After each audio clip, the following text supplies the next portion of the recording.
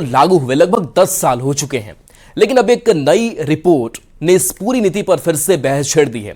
देश की जानी मानी रिसर्च संस्था NCAER ने अपनी एक स्टडी में बिहार से शराबबंदी खत्म करने की सिफारिश की है। रिपोर्ट में कहा गया है कि शराबबंदी से जिन उद्देश्यों को हासिल करना था, उनमें पूरी सफलता नहीं मिली है। NCAER की यह रिपोर्ट पिछले सप्ताह इंडिया पॉलिसी फोरम में पेश की गई। इस स्टडी को अर्थशास्त्रियों की एक टीम ने तैयार किया है, जिसकी अगुवाई रत्ना सहाय ने की है। NCAER की रिपोर्ट के मुताबिक शराबबंदी महिलाओं के खिलाफ अपराध रोकने में सफल नहीं रही। रिपोर्ट में यह भी कहा गया है कि शराब की कानूनी बिक्री बंद होने के बाद राज्य में अवैध शराब का कारोबार बढ़ा है। शराब की तस्करी और चोरी छिपे शराब बेचने का कारोबार बढ़ा है। इसके साथ ही दूसरे तरह के नशीले पदार्थों और वैकल्पिक नशे का इस्तेमाल भी बढ़ा है। रिपोर्ट के मुताबिक शराब की बिक्री बंद होने से बिहार सरकार को हर साल भारी मात्रा में राजस्व का नुकसान हो रहा है। NCAER का अनुमान है कि अगर शराबबंदी हटाकर शराब की बिक्री को नियमों के तहत शुरू किया जाए और उस पर एक्साइज टैक्स लगाया जाए तो बिहार में राजस्व में 14 से 15% तक की बढ़ोतरी हो सकती है। हालांकि राष्ट्रीय आर्थिक अनुसंधान परिषद की रिपोर्ट में यह भी कहा गया है कि शराब पर बनाई गई रिपोर्ट ओवर रिपोर्टिंग भी हो सकती है। ऐसे में सवाल है कि क्या बिहार में शराबबंदी नीति पर एक बार फिर से विचार करना चाहिए। तो वहीं राजस्व एवं भूमि सुधार मंत्री दिलीप जायसवाल ने NCAER की रिपोर्ट को लेकर बयान दिया। उन्होंने कहा कि जो लोग रिपोर्ट के आधार पर यह साबित करना चाहते हैं कि शराबबंदी के कारण सूखे नशे का उपयोग बढ़ा है, वो लोग झूठे हैं। और क्या कुछ कहा, सुनाते हैं बयान। सिक्किम है, नागालैंड, मणिपुर, मिजोरम, मैंने ऐसे स्टेट का नाम लिया जहां की शराबबंदी नहीं है, लेकिन फिर भी वहां ड्रग का टॉप 5, टॉप अगर 10 भी लें तब भी जो है बिहार का नाम नहीं आता है। और आज बिहार में जो है मात्र 1% भी हम नहीं पहुंच पाए, अभी भी 0.34% पर ही होंगे सूखा नशा का उपयोग में आबादी के हिसाब से। तो इसका मतलब है कि जो लोग ये साबित करना चाहते हैं कि शराबबंदी के कारण सूखा नशा या ड्रग का उपयोग बढ़ा है, वो लोग झूठे हैं। NCAER की रिपोर्ट को लेकर JDU सांसद देवेश चंद्र ठाकुर का भी बयान सामने आया है। उन्होंने कहा कि बिहार में शराबबंदी लागू है, लेकिन 100% प्रतिबंध लगाना मुमकिन नहीं है। हालांकि 70-75% तक ये कानून सफल है। देखिए, बिहार में शराबबंदी लागू है और मैं समझता हूं कि जितने हद तक लागू है, मैं कम से कम उतने हद तक मैं संतुष्ट हूं, क्योंकि मुझे उम्मीद नहीं थी कि इतना भी लागू हो सकेगा। लेकिन ये कहीं भी दुनिया में पूर्णतः सफल और 100% नियंत्रित हो जाए और ये लागू हो जाए ये कानून, और 100% कहीं शराब नहीं मिले, कोई नहीं बिके, नहीं सेवन हो उसका, ऐसा सोचना एकदम ही ये ख्याली पुलाव है। तो वहीं NCAER की शराबबंदी पर रिपोर्ट के बाद बिहार की सियासत तेज है। उत्पाद एवं मद्य निषेध मंत्री मदन सहनी ने रिपोर्ट को सही नहीं माना और शराबबंदी जारी रखने की बात कही। वहीं RJD ने इसे विफल बताते हुए शराबबंदी लागू रहने की बात कही है। ये उनका अपना सर्वे हो सकता है, हम लोग इसको नहीं मानते हैं। और जिस उद्देश्य से हमारे नेता और पूर्व मुख्यमंत्री आदरणीय श्री नीतीश कुमार जी ने नशाबंदी करने का काम किया, हम लोग समझते हैं कि वो सफल है और इसको और सफल करने के लिए हम लोग का प्रयास जारी है। के तत्कालीन मुख्यमंत्री नीतीश बाबू ने शराबबंदी का कानून लागू कर दिया। लागू तो कर दिया, लेकिन शराब बेचने वाले, शराब का धंधा करने वाले लोगों के साथ फोटो भी खिंचाना शुरू कर दिया। तो उस समय भी मैंने कहा था कि शराबबंदी होनी चाहिए, लेकिन सर्वे कराकर इसका होना चाहिए। इतना जल्दी लिया गया निर्णय यह गलत होगा। और अब सब अब सूखा का नशा जो है, पूरे बिहार में सूखा नशा से लोग, जो नौजवान, जो देश के भविष्य होते हैं, उनका 20 से 30 वर्ष तक ही आयु रह गई है। वो विभिन्न शोध संस्थानों की रिपोर्ट आई है। बिहार की सरकार इन सभी विषयों पर विचार करती है। शराबबंदी और पूर्ण शराबबंदी का निर्णय बिहार की कैबिनेट का एक संयुक्त निर्णय था। 2016 में जब ये बात निकली तो कैबिनेट और लगभग हर राजनीतिक पार्टी ने इस निर्णय का सपोर्ट किया था। ये एक कलेक्टिव डिसीजन था।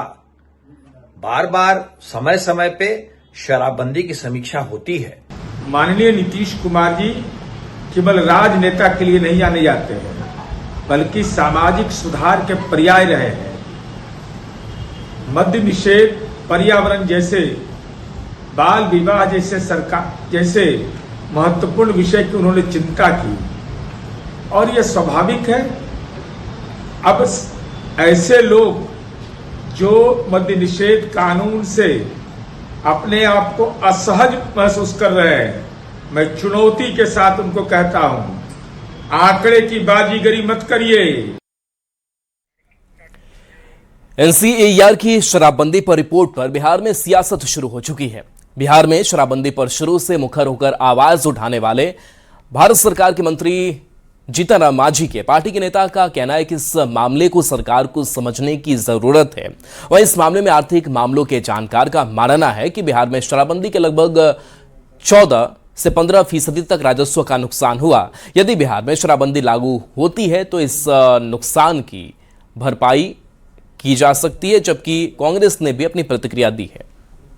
राष्ट्रीय आर्थिक अनुसंधान समिति की जो रिपोर्ट है, जो नंदन नीलकणी जी की अध्यक्षता में आई है, निश्चित तौर पर वो विचारणीय है। और हमको लगता है कि बिहार सरकार पहले भी कई बार, हमारे नेता जीतन राम मांझी जी तो इस पर बोलते भी रहे हैं, क्योंकि देखिए कोई भी कानून हो तो उसका दोनों पक्ष होता है और निश्चित तौर पर पहले भी बिहार सरकार ने इस पर संज्ञान लिया, कई बार समीक्षा हुई, कई बदलाव भी हुए। इस बार भी हम लोग समझते हैं कि माननीय मुख्यमंत्री सम्राट चौधरी जी निश्चित तौर पर इस पर विचार करेंगे। अब सरकार इस पर विमर्श करती है नहीं करती है, ये तो सरकार का पार्ट है।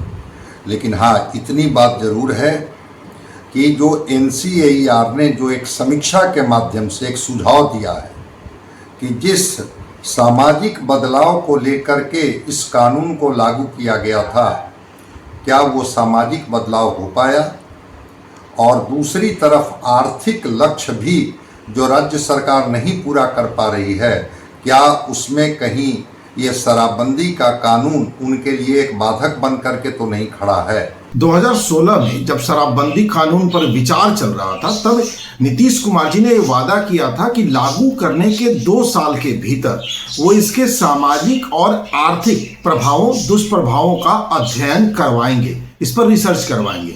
लेकिन दुर्भाग्य से नीतीश कुमार जी पलटू राम तो थे ही, अपने इस वादे से पलटे, कोई अध्ययन नहीं हुआ। बिहार में शराबबंदी से राज्य को बड़े पैमाने पर आर्थिक नुकसान हुआ। अर्थशास्त्री डॉक्टर बैकुंठ रॉय भी मानते हैं कि शराबबंदी से राजस्व प्रभावित हुआ है, और क्या कुछ कहा, बयान सुनाते हैं। में शराबबंदी और राजस्व नुकसान के संदर्भ में जो आपने प्रश्न पूछा है, उसमें मेरा यह मत है कि भारी मात्रा में राजस्व नुकसान तो हो ही रहा, इसमें कोई दो राय नहीं।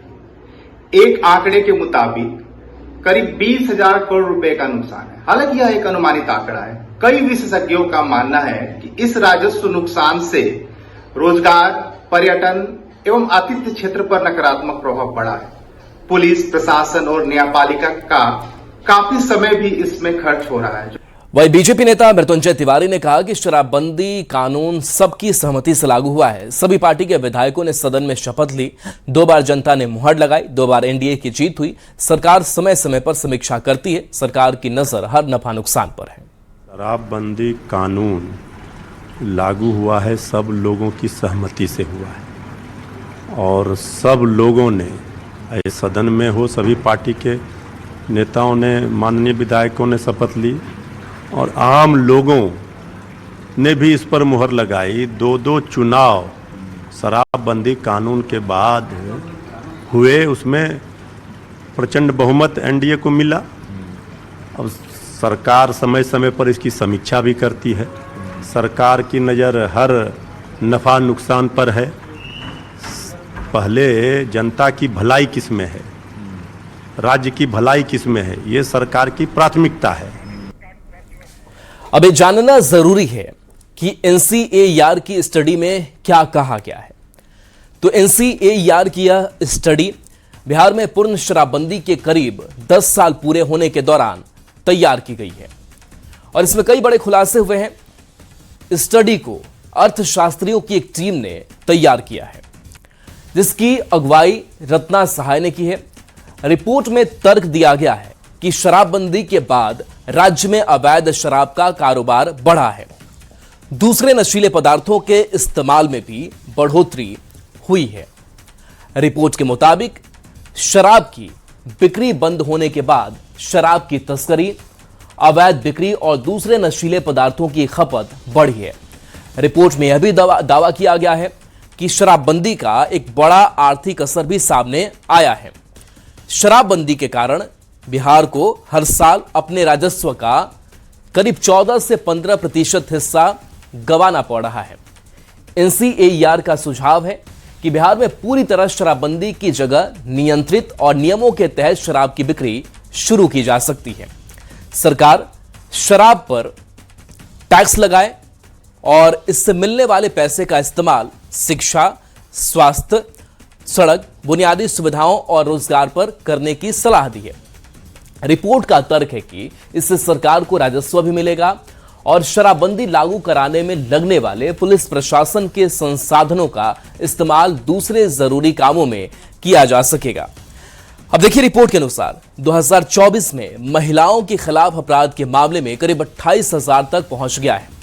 रिपोर्ट के अनुसार 2012 से 2024 की बात करें तो अपराध में इजाफा हुआ है और कहा गया है कि साल 2012 में करीब 11,000 मामले सामने आए।